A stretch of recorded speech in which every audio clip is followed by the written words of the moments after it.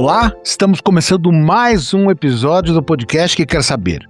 Política se discute. Eu sou Norberto Notari e essa é uma produção da RWCast, a central de podcasts do Grupo Rádio Web. Esse é um espaço para lembrar que política não fica restrita às casas legislativas, ao poder executivo ou ao campo acadêmico. Ela faz parte da vida de todos nós, aparece nos almoços de família, nas rodas de conversa e nas nossas redes sociais, além do nosso dia a dia que a gente vê em todo lugar. E é justamente sobre isso que a gente conversa aqui, com responsabilidade e sem gritaria. Se você gosta do podcast, avalie com 5 estrelinhas lá no Spotify e compartilhe com amigos e familiares. Assim, essa discussão chega mais longe. Fala pessoal, hoje o tema é direto, provocador e acima de tudo necessário. A imprevisibilidade como método de poder e os riscos disso para a política internacional. Quando pensamos em liderança global, muitas vezes associamos credibilidade à coerência, mas nem sempre é assim. Há líderes cuja credibilidade não nasce da confiança, mas da preocupação, da incerteza e da certeza de que ameaças feitas serão de fato cumpridas. Mas e quando essa lógica se quebra? Quando um líder ameaça destruir um país, fala-se em guerra, recua horas depois e, em seguida, tenta reescrever o episódio como um gesto em nome da paz mundial. Hoje a gente olha diretamente para o comportamento recente do presidente dos Estados Unidos, Donald Trump, especialmente em episódios envolvendo tensões com o Irã, um movimento que levanta uma dúvida central. Essa imprevisibilidade fortalece um líder ou corrói completamente sua credibilidade e a do país que ele representa? Para discutir esse e outros assuntos internacionais, eu recebo hoje Bruno Lima Rocha, ele que é jornalista da Span TV Brasil, é cientista político, professor de Relações Internacionais. Bruno, obrigado por me atender aqui, viu? Opa, obrigado Norberto e abraço para a audiência da agência Rádio Web. Para começar aqui o nosso papo, a pergunta que dá nome ao nosso trabalho. Política se discute? Claro, né? Senão não tem política. É o princípio, né? Não deveria nem ser, aspas, uma guerra de narrativas com a fração majoritária manipulando redes sociais, rolando no algoritmo e impondo uma narrativa falaciosa ou falsa. Ela pressupõe um debate minimamente racional em cima de pontos que possam ser inteligíveis por todas as partes. Se a gente está numa época que não se debate política, é um período distópico, eu diria. Porque até começamos o nosso trabalho, e estamos aí já beirando aí quase 200 episódios, falando exatamente sobre isso. No começo a gente falava que o termo, né, política, futebol e religião não se discutem, né? Trouxe aí, e as brigas nas redes sociais, trouxe por muita gente não quero falar de política, não quero discutir política, mas não entendem que a política não é simplesmente algo partidário eleitoral, né? Bom, se a pessoa... É uma frase já meio chavão, né? Se a pessoa não quer debater política, ela está delegando o seu poder de decisão e de emitir opinião para outra pessoa. É igual a outro chavão, eu não tenho ideologia. Tem ideologia difusa, é o consenso das ideias dominantes. Então quem não tem ideologia acaba, infelizmente, reproduzindo a ideologia dominante. E falando Isso é epistemologia 1. Epistemologia 1, primeira aula também.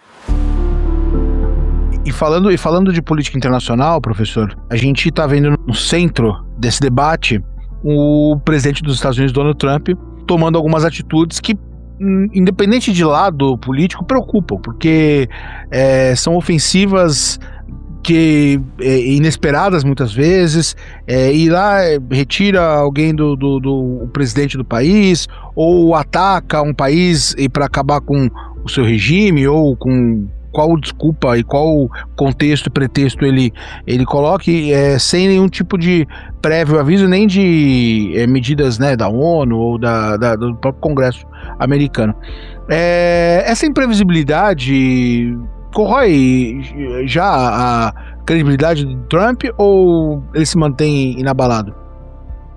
Não corrói. Trump, hoje ele tem um procedimento como liderança internacional igual que Hitler, que mandava os seus diplomatas, que a maioria não era de carreira, eram pessoas de confiança dele, misturava intenções particulares. No caso, até Hitler era um pouco mais honesto intelectualmente, porque não tinha pretensões de riqueza privada. O Trump mistura tudo. Por que as negociações supostamente podem ser boas em Islamabad entre Irã e Estados Unidos?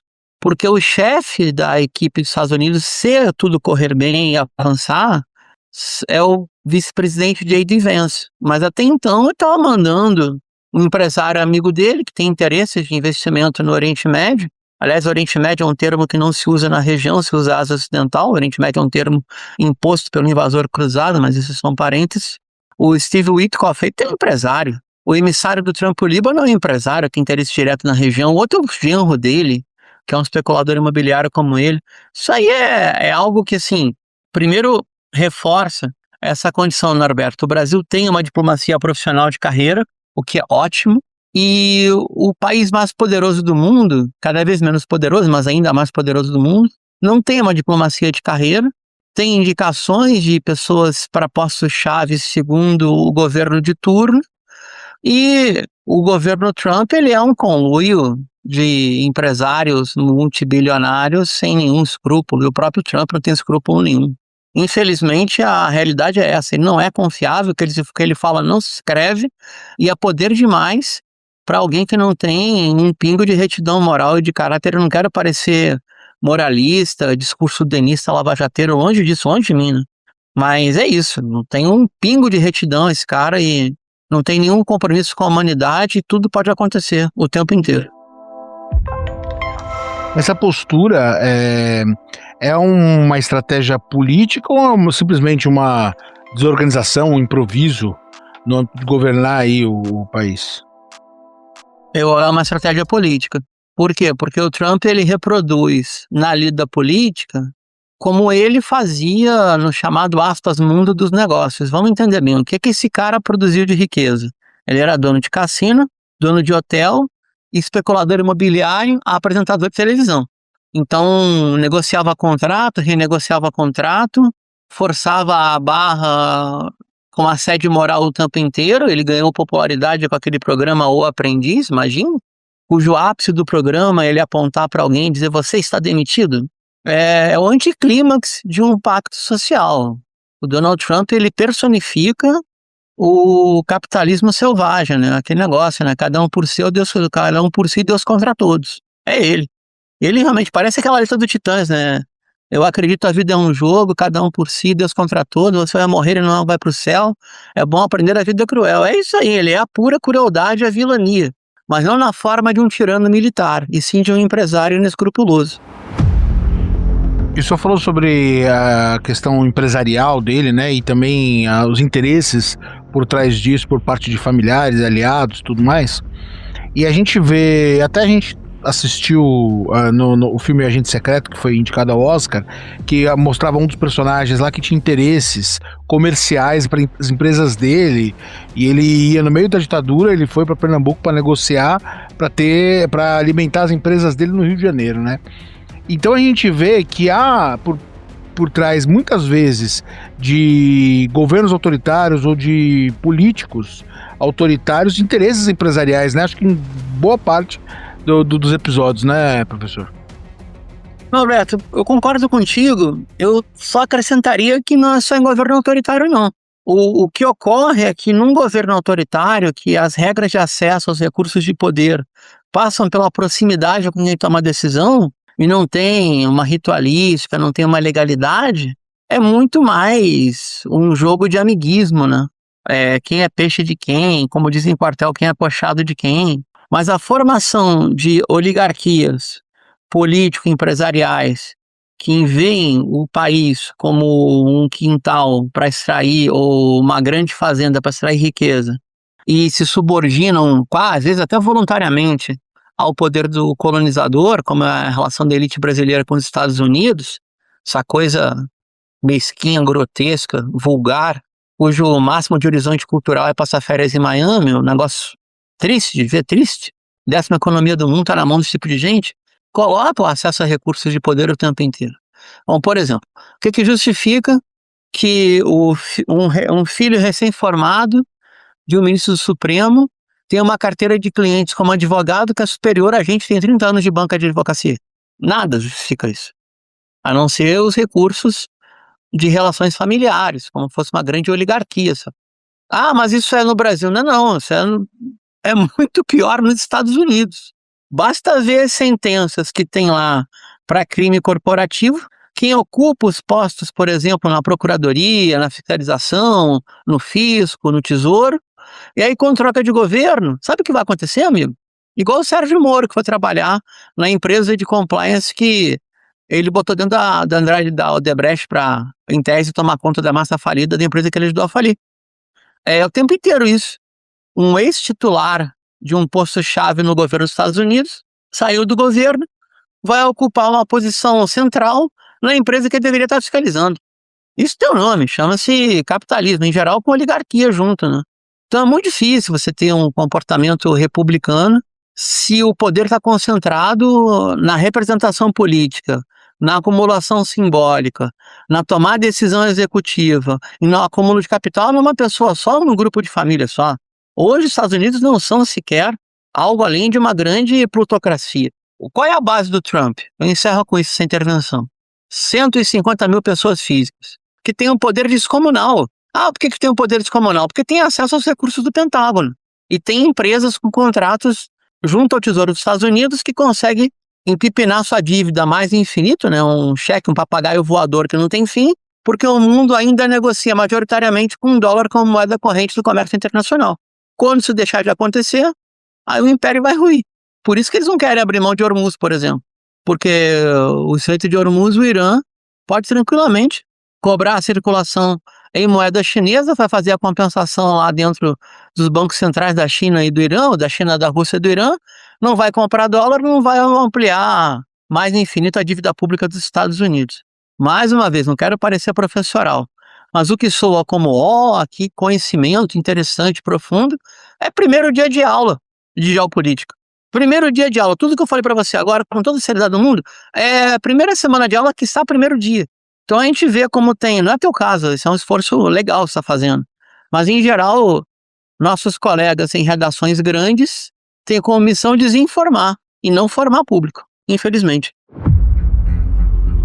Certo, e ainda falando sobre a questão do Irã, né, professor, quando começou essa guerra foi uma lista de exigências e regime e tudo mais. No fim, ele ameaçou dizimar a civilização em troca da reabertura de Hormuz. Ou seja, de várias exigências, ainda terminou só com a reabertura de Hormuz, o Estreito de Hormuz.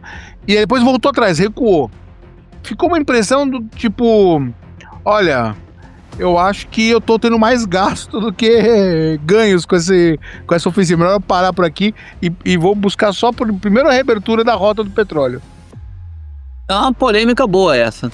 Com certeza, Estados Unidos e Israel e os seus líderes, Trump e Netanyahu, posso dizer sem nenhuma sombra de dúvida, Calígula e Nero, comparação é válida, pensaram que Ciro e Dario da Pérsia eram tigres de papel, e se enganaram profundamente. A outra situação é o descrédito, né, amigo? Porque os ataques ao Irã começaram no 28 de fevereiro. No dia 27 de fevereiro, o negociador-chefe, que é o chanceler Joman, anunciou na CBS News, em rede aberta nos Estados Unidos, uma TV de grande audiência, tá?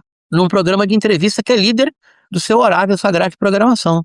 Disse o seguinte, isso era uma sexta-feira, 27 de fevereiro. Sábado, domingo, segunda, terça. Na terça seguinte, a gente vai assinar um acordo.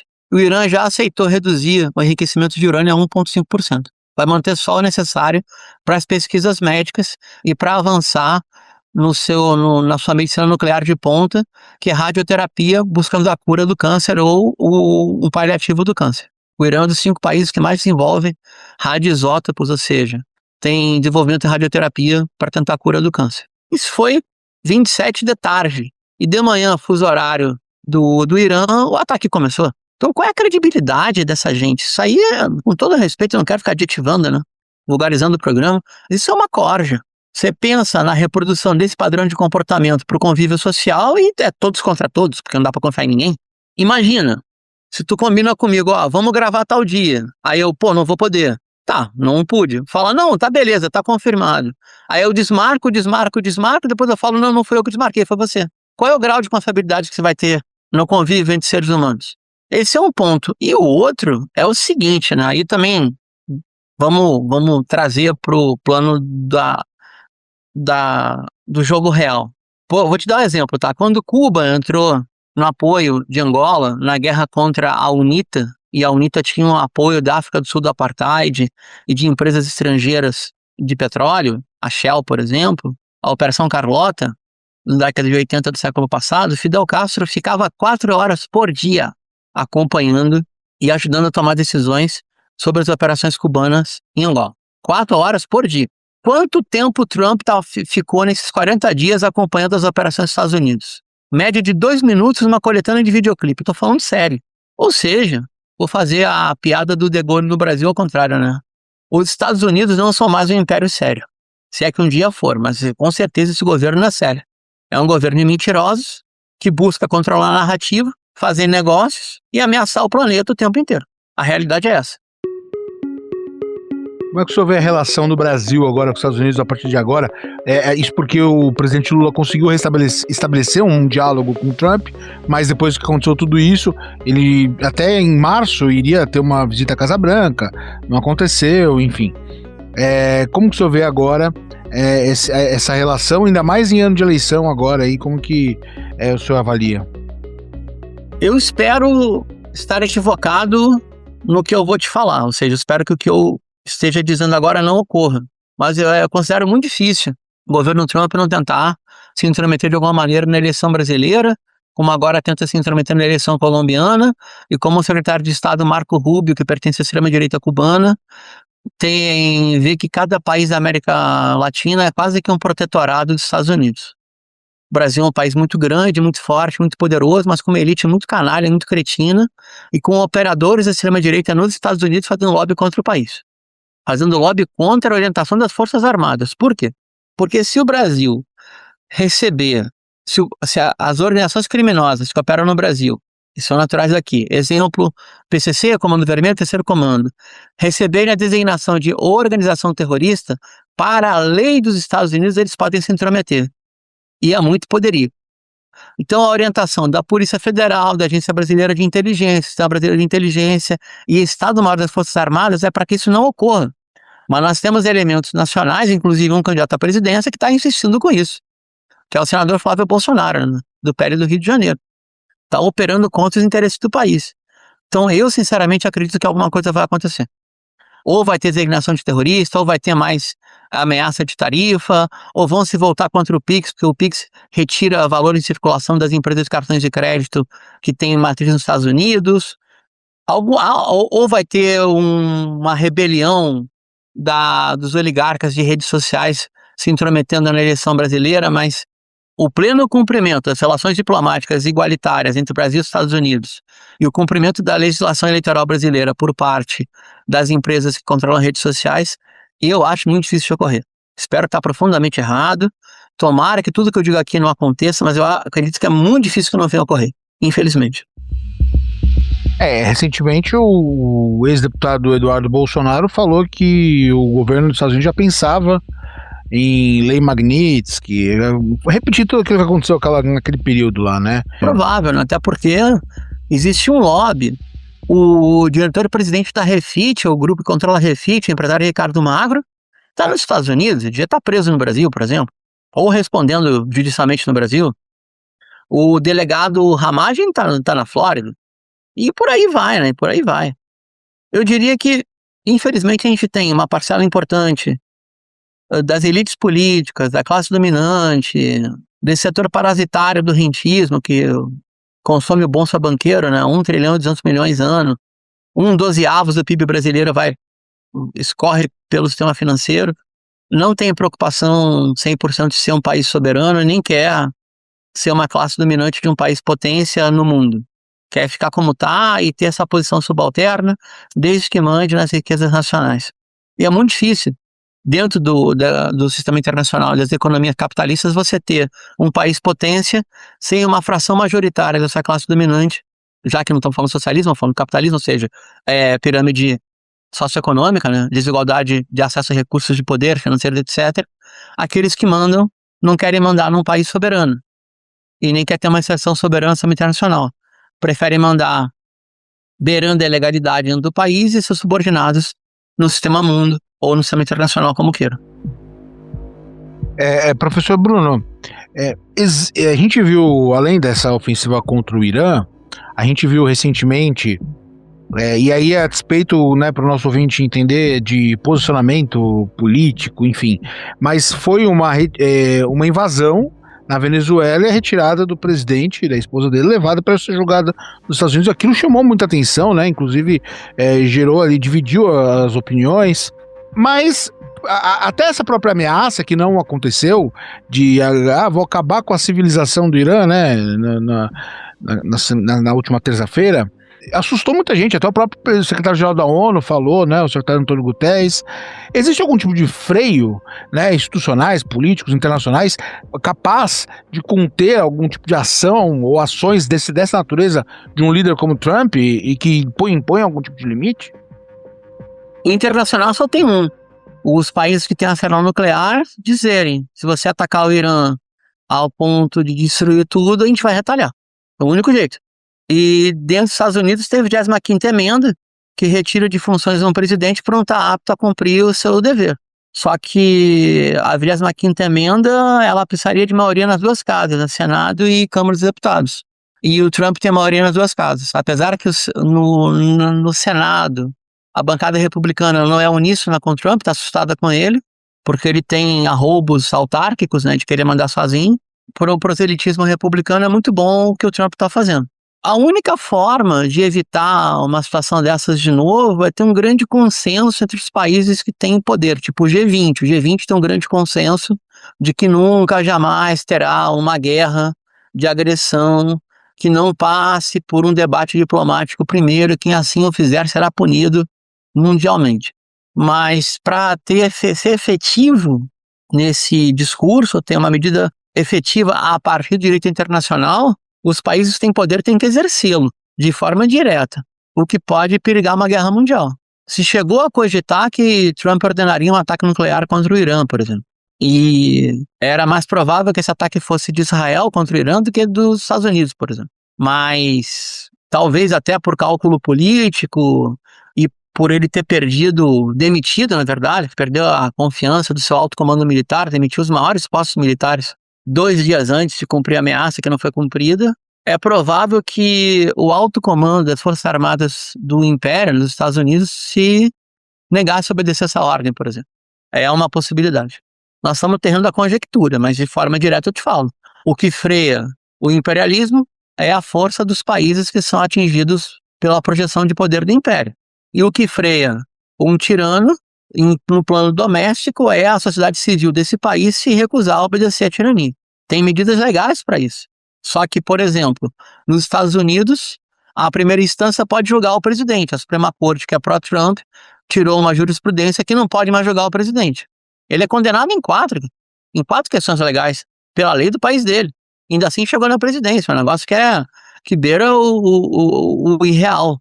É importante colocar isso. São 2 criminosos ocupando postos de poder centrais no mundo, Trump e Netanyahu, e como tais assim se comportam. Professor, como é praxe do nosso trabalho aqui, a gente sempre encerra pedindo uma dica de leitura. Então eu queria saber o que você compartilharia com o nosso ouvinte que está ouvindo aqui, está acompanhando o nosso trabalho. Clássico da ciência política e das relações internacionais. A gente consegue comprar online, comprar tanto o novo como o usado nos sebos virtuais que tem no Brasil também. É um livro de 2 estadunidenses respeitadíssimos, professores de referência na área de relações internacionais. O livro é O Lobby de Israel e a Política Externa dos Estados Unidos. Os autores são John Mearsheimer e Stephen Walt. Vou repetir, O Lobby de Israel e a Política Externa dos Estados Unidos da América, autores, professores consagradíssimos, leitura obrigatória, John Mearsheimer e Stephen Walt. Tá certo. Bruno Lima Rocha, jornalista da Span TV Brasil, também é cientista político, é professor de Relações Internacionais. Quero te agradecer aqui a participação. Eu que agradeço. Olha, faz muito tempo que eu converso com a agência Rádio Web e os produtos são bem legais, sabe? E eu venho de rádio, eu faço rádio todo dia, venho de rádio comunitária. E é legal também saber a ampla circulação que tem uma agência radiofônica com penetração no Brasil profundo e no Brasil real. E para você, política se discute?